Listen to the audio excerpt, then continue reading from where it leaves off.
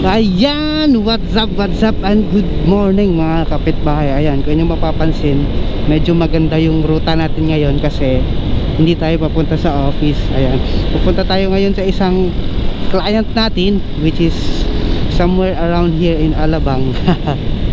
Ayan, nag-report po sila sa amin na nawalan daw sila ng wifi. Ayan, pina-check namin dun sa katulong, tinignan namin yung pinaka main deco or naka-mesh kasi yun eh, pina-restart namin, ganun pa rin daw.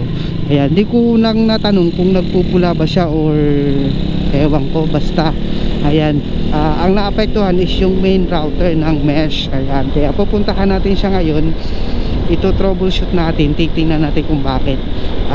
Sana hindi lang kinain ng mabait, no, kasi yung wire nun nakalatag sa kesame sa baba, baka alam mo na.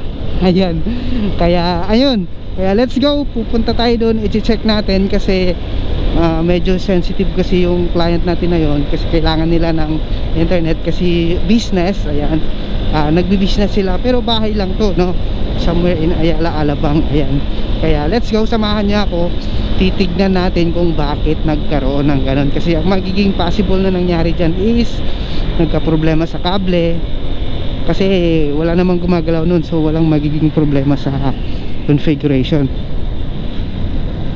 Kaya titingnan natin, sana walang sira yung kable, no. Pero kung possible na may nasira yung kable, dahil nga main deco naman ang nasira, pwede natin ilipat yung main deco sa ibang area kasi magpo-proceed pa rin naman yun. Ang gagawin natin sa taas, siguro kung sira na talaga yung kable, kasi hindi na pwedeng maglatag dahil buo na yung bahay, so magiging wireless mesh na lang siya kasi naka-wired yun eh.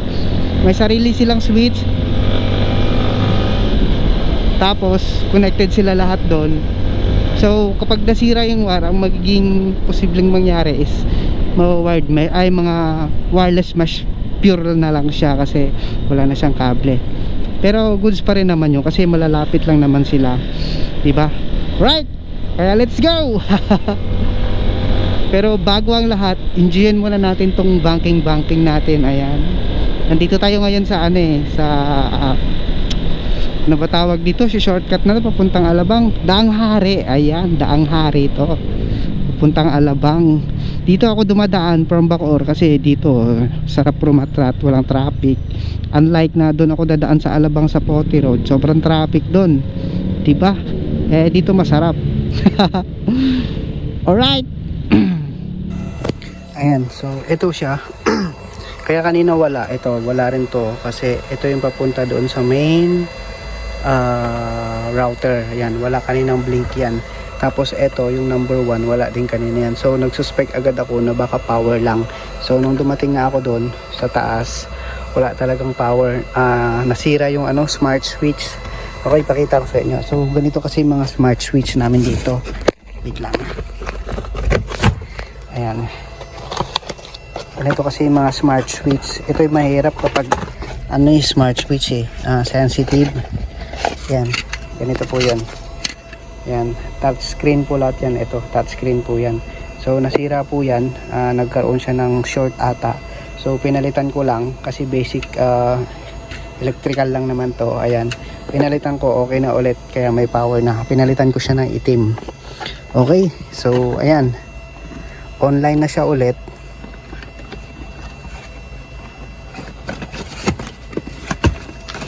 Online na siya ulit. Ayan, may power na ulit. So etong switch na to, ito yung switch ng switch ng mga ano, mesh kasi naka-wired mesh wifi tayo eh. Okay, so ayan, so ito yung pinaka load balancer namin, which is yung Ruigi. Tapos yun yung provider namin, dalawa. Naka-load balance po yan. Ayan, naka-load balance siya rito. Ito 1110. Tapos ito yung isa papunta sa dito sa pinaka switch ng PoE switch ng CCTV. Ayan, napakadami po yan. So hindi lang po yan CCTV, meron dyan mga data ng mga computer. Ayan, kompleto po lahat yan. So ito po yung data cabinet. Tapos ito yung switch ng mga wifi. Ayan, naka-wired po lahat yan. Ito yung pinaka main router, which is load balancer. Ayan, so ngayon online na siya ngayon, kaya let's go back to the barracks na. Yan, naka UPS po lahat yan. Tapos ano siya, patawag nito, naka redundant. Yan, naka redundant yung internet.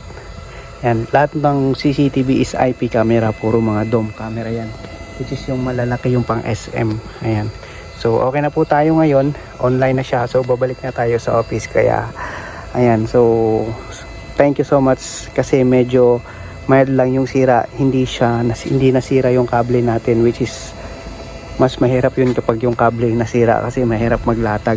So ang nagiging problema lang is pinaka main power, kaya nawalan siya ng connection, kaya nawalan ng internet sa buong bahay, kasi yung main router mismo ang nawalan ng internet, which is eto yun, connected dito, yung number 1. Alright, so let's go, babalik na tayo. Kaya maraming salamat, God bless and peace, thank you so much.